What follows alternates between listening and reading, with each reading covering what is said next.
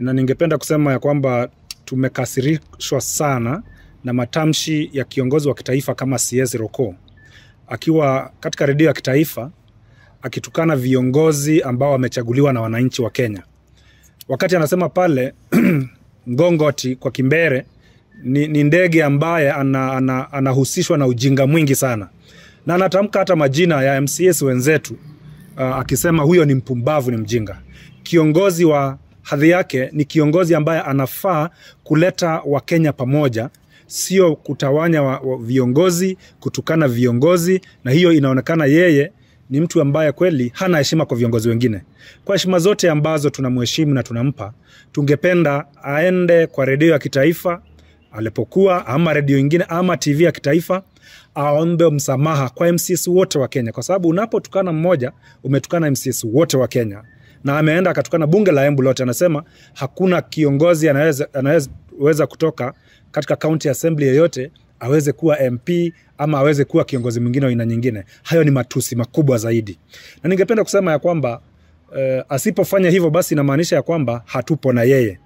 Na tunasema kutoka hapa siku ya leo tuna demand kwa njia zote zile msamaha kutoka kwa CS Roko. Wakati anapotuita wajinga, ameita wale watu wote ambao wamechagua MCS wajinga, kwa sababu mjinga tu anaweza kuchaguliwa na mjinga. Na hatubaduki hapo, na ikiwezekana sisi wote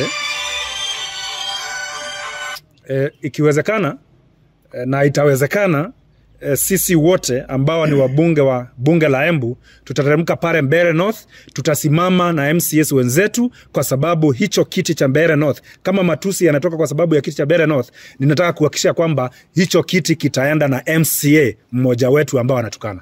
Kwanza ni kufikisha tena malalamishi yetu kwa ujumla kwa viongozi wote, tukianza na Cabinet Secretary Roko, kwa sababu ya matamshi ambayo ameweza kuyatoa katika redio za kitaifa.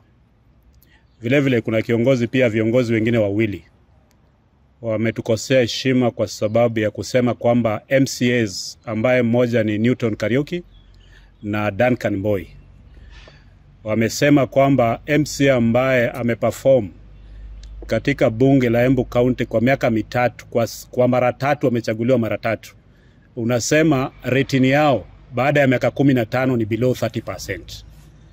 Ukweli ni kwamba tumeamua sasa kwamba bunge la Embu lazima liheshimike, na mimi kama naibu wa speaker tumesema bunge la Embu litaheshimika, na litaheshimika tu kama wale viongozi ambao wamepewa nyadhifa za kiserikali wataheshimu viongozi ambao wamechaguliwa na watu.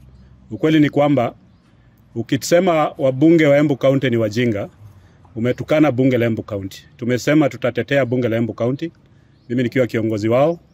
Tumesema tutaprotect image ya bunge la Embu County, because katika rekodi za nchi, bunge ambalo katika muhula huu ambalo limeweza kuperform among the best top 10 in the country ni bunge la Embu, kwa sababu tumeweza kuwa na mijadala mingi, ripoti ambazo tumepitisha. Kwa hivyo hauwezi sema kwamba wabunge ambao sisi tumeheshimu kama Newton Kariuki na Duncan Mbowe kwamba wao ni wapumbavu, wao ni wajinga, wao wameshindwa kuperform.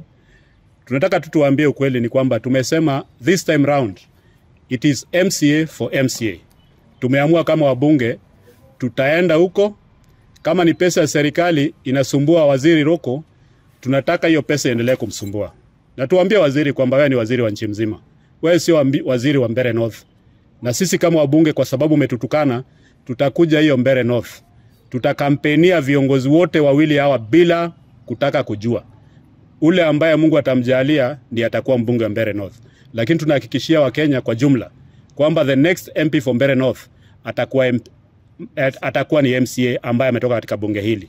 Mwisho kabisa, 2027 tutasimamisha kila constituency, tutasimamisha MCAs, ndio tukutane na watu ambao wanatudharau, waone tofauti ya kwamba sisi ambao tumefanya kazi kwa miaka mingi watatuheshimu tukikutana nao pia 2027. Tunaanza na by election, then tukutane 2027 bado katika majukwaa. Thank you. Tumesikia vibaya sana kwa matamshi ya waziri wetu Mheshimiwa Roko.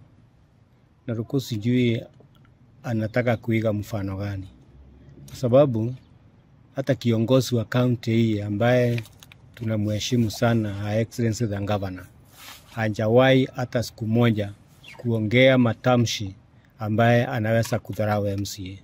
Ametuheshimu na ndio sababu naona tunamheshimu namna hiyo. Lakini Roko, waziri wa serikali, kuja kutuita ngongoti, kama angelijua huyo ni ndege ya aina gani ama anamsikia tu, angetuita hivyo.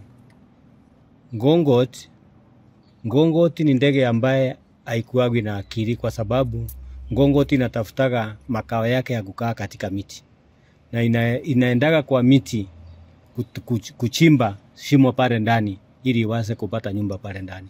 Lakini ngongoti bandari ya kuchimba miti ambaye inafaa kuchimba, ambaye ni miti ngumu, inaendaga kuchimba mti kama bamboo tree ambaye iko na shimo ndani, na ikishaweka mdomo yake ndani, mdomo inakataa kutoka, then inaanza kuniginia pale, ndio unasikia ngongoti ikiambiwa haina akili. So Nguruko ametufananisha na hiyo ndege. Tunataka kuambia Roko hivi, siasa haitakagi kifua. Siasa ni kupembeleza wananchi na hata kupembeleza viongozi wengine ambaye ni supporters ambao wana support candidate wao. Lakini sasa Roko kwenda kuita MCA foolish ama idiot ama ni watu ambaye hawana akili, hiyo ni kitu kumbafu. Hiyo ni kitu imetukasirisha sana. Hata rais mwenyewe hajawahi sikia kitukana viongozi. MCA pekee hajawahi hata siku moja rais kutoa matamshi kama hiyo. Kwa hivyo tunataka kumwambia tumekasirika na arudi kwa hiyo radio tena. Kama anataka uhusiano mzuri, arudi kwa hiyo radio, apologize, aseme sisi ni viongozi, sisi sio ngongoti, ili tuweze kwenda safari moja. La sio hivyo, tutamuonyesha sisi tuna usemi. Tutamuonyesha tuna usemi. Na tutakuwa na kitu yoyote ambaye tunataka kuudhu mtu yoyote. Ni kumuonyesha tu hata sisi tunaweza sema. Sikusema tukiingia mbele 20 MCA. Tuseme sasa it's a foolish for a foolish. Tuseme sasa tutachagua MCA wetu. Hatutapata. Lakini hatunjafika kiwango hiyo. Yeye ajue benye atafanya. Ametusoea na si vizuri, ametusoea na sio vizuri. Sasa tunamwambia hata kama atarudi kwa hiyo radio, pia atatuita mkutano, atuambia pole. Na hata kama hatatuita, si ati tunampembeleza tuite mkutano, asituite. Akitaka kutuita atuite, lakini kama hataki kutuita akae, shauri yake. Kutoka hapo basi kiumane.